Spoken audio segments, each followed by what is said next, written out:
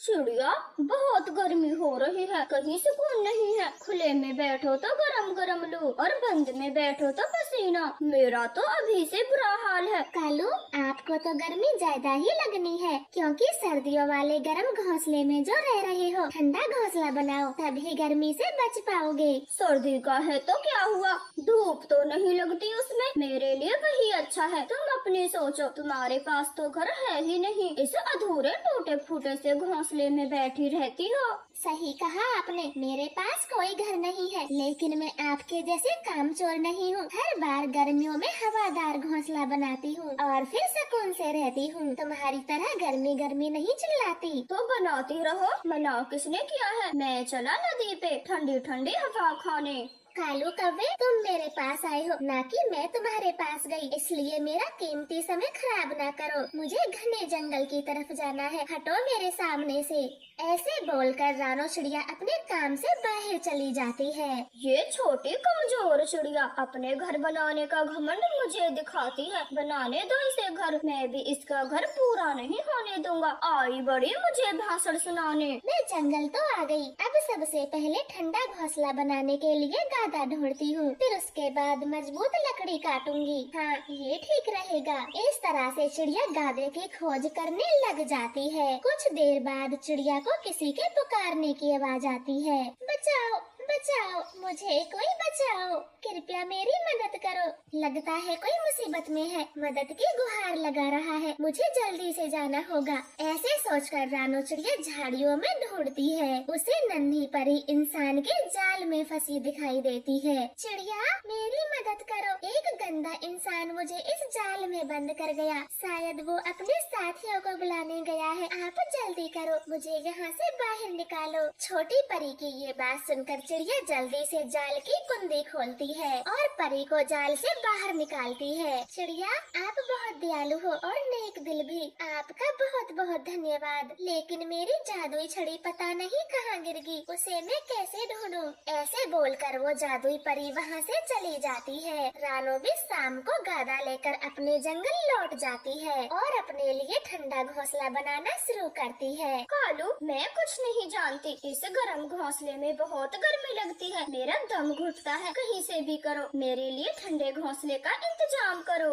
चुप करके बैठी रहो इसी घर में, बस 4 महीने की ही तो बात है, फिर सर्दियों का मौसम शुरू हो जाएगा। इतनी सी बात के ऊपर मैं बेकार की मेहनत क्यों करूं? मैं यहाँ गर्मी से परेशान हूँ और तुम्हें ये इतनी सी बात लगती है। कान खोल के सुन लो, मुझे नहीं रहना इस घर में, मेरे लिए ठंडा घोंसला तो तुम्हें बनाना ही होगा। इतना बोलकर गोरी कौवी अपना मुंह दूसरी तरफ फेर लेती है। कालू कौवा चिंता में पड़ जाता है, क्योंकि उसे नया घर जो बनाना था। सुबह हो जाती है, चिड़िया ने अपना थोड़ा सा घोंसला बना लिया था। कालू कौवा उसके घोंसले को ही घूरे जा रहा था।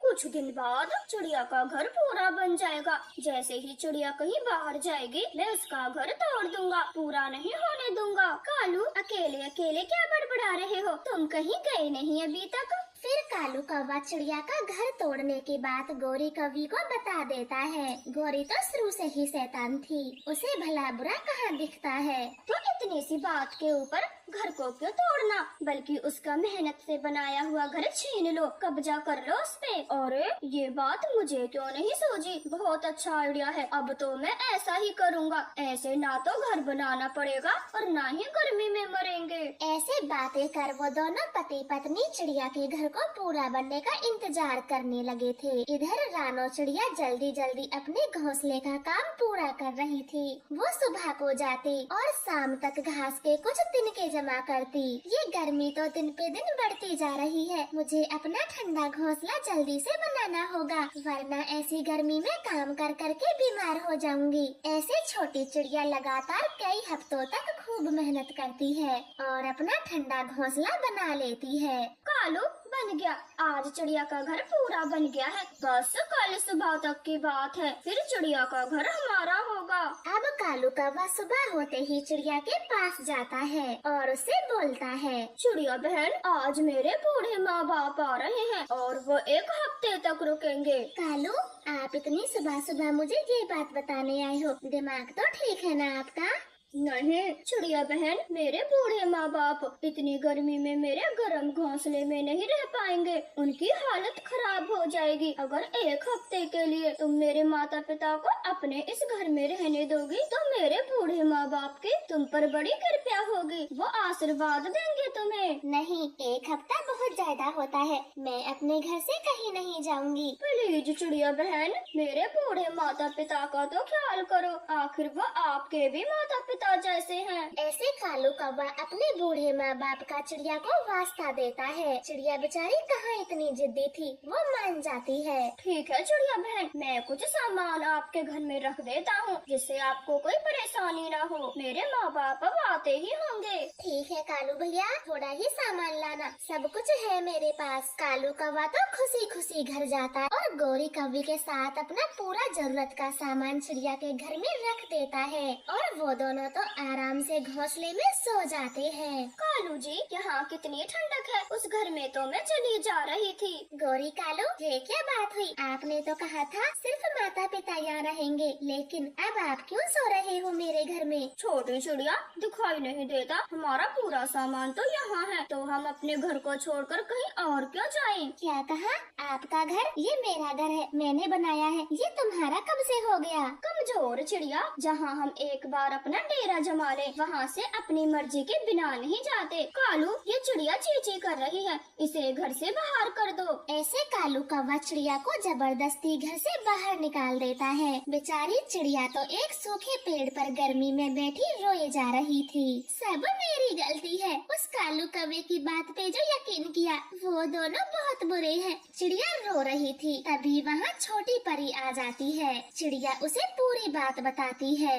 समझ आया, वो कौवे ऐसे ही तुम्हें परेशान करते रहेंगे जब तक उनको कोई सजा नहीं मिल जाती। चिड़िया, अब तुम रोना बंद करो, मैं आपके लिए ठंडा घर बनाती हूँ, फिर आप आराम से रहना।